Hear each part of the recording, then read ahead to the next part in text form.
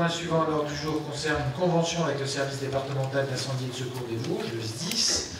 Je donne la parole pour présenter cette convention à M. Bruno Toussaint, premier adjoint au maire. Vous avez la parole, monsieur le premier adjoint. Merci, monsieur le maire.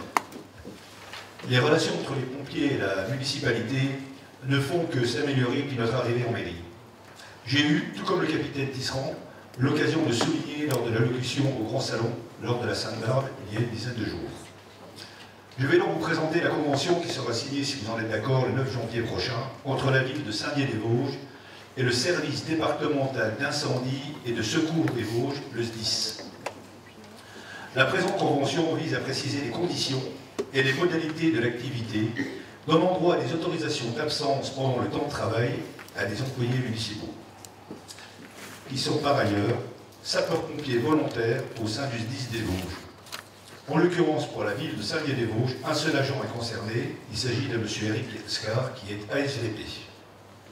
Ces autorisations d'absence seront valables pour deux missions particulières. Tout d'abord, les missions opérationnelles et deuxièmement, les actions de formation. Donc l'employeur et le SDIS des Vosges s'engagent dans des conditions prévues par la présente convention à organiser la disponibilité opérationnelle et la disponibilité pour formation des sapeurs-pompiers volontaires, et ceci dans le respect des nécessités de fonctionnement de l'employeur. Le sapeur-pompier volontaire sera alors autorisé à quitter son travail dès le déclenchement de l'alerte et doit réintégrer son poste au plus vite dès que la remise en état du matériel est effectuée.